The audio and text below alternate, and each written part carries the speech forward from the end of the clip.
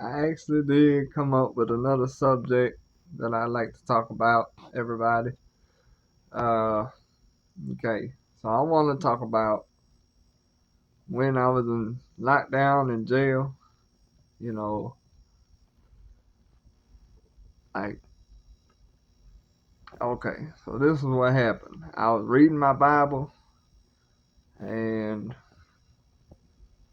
you know, my cellmate had flashed out bad, and he took my Bible and threw it in the middle of the hallway, or pushed it out of the cell to where I couldn't get it. And that's, it was terrible. Like, just the fact that somebody would take, like, my Bible and put it in the hallway and act like that ain't a bad thing. And it's just like, in, in that situation, like, nobody is really trying to help. Uh, Seems like they want you to just crumble in lockdown. Like, they don't want you to see the light of day. And if you just so happen to make it through it, then you survive. But it's like one thing about it was I was working out, and so they don't give you a bed in lockdown. My cellmate was sleeping on the steel, but he was like halfway off of the bed frame and halfway on it.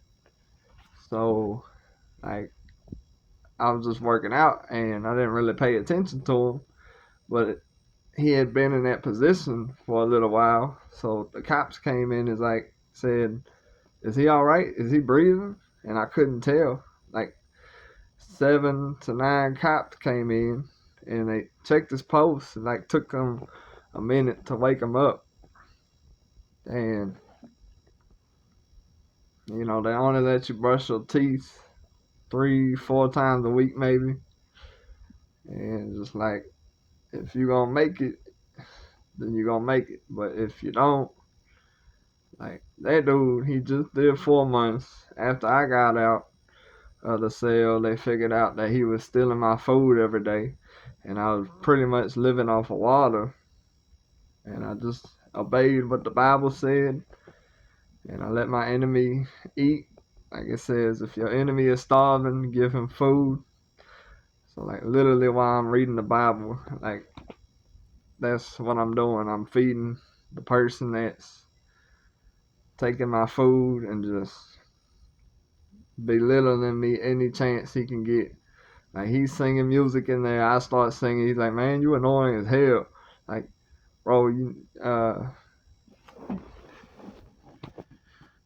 acting like he's like a certain way and telling me like he's made a bunch of people's mamas cry, and because he offed this person or that person. And while I'm in the cell, like, I'm reading the Bible, it said, it's talking about mediums. And I was about to do a reading for him, but after I read, like, okay, we fell out with each other, and he started kicking the bottom of the bed while I'm trying to sleep. And I said, "Bro, I ain't gonna do that reading for you. You keep doing this." He's like, "That's fine."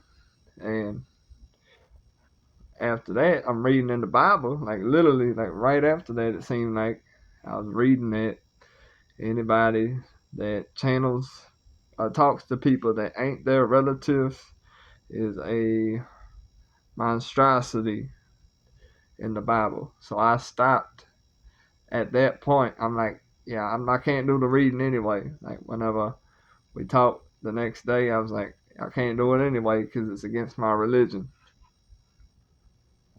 But yeah, pretty much, if you gonna make it in that situation, lockdown, and then you gonna make it. But if your body just can't handle it, they don't care if you die in there. Like, it's all 50-50 chance. They put you in there, they ain't gonna let you do your hygiene.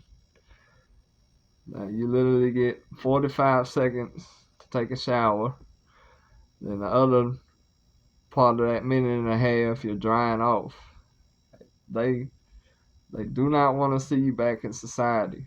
Like, but it's all survival. Only the strong survive.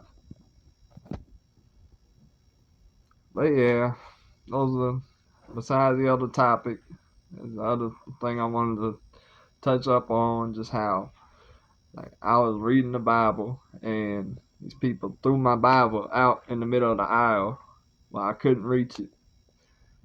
And, like, literally, that's messed up. I just wanted to share because I just thought that was so messed up that they're making fun of me. They barely let me talk. Like, if I was trying to jokes, to the point where I sat on the wall and I'm just, like, so frustrated, just not trying to say anything. I had stopped talking just because I knew if I said something, they were gonna make fun of me or, like, say, shut the fuck up as soon as I started talking. And another thing about it was I was in lockdown on Friday the 13th, and they had a thunderstorm that day. Like, real horror story, horror movie shit. So the thunderstorm made the power go out, and I thought, like, everybody was beefed out in the hall. So I thought the doors are gonna open, and it was gonna be a slaughterhouse. But luckily, that night I was getting out, so I really didn't get to see, just out of lockdown, not out of jail. But I didn't get to see what happened after that. And thank God, because things weren't looking good. I realized I was in actual hell. Like, God let me live through hell. And the end result was how I am now, how I conduct myself now, and I don't entertain street stuff. I barely listen to rap. I told my brother we're done putting labels on ourselves. Like, if there's somebody that I had a falling out with, I try not to even say their name. Like, if I'm talking to my brother, I, like, hint at who it is, but I don't say exactly who I'm talking about.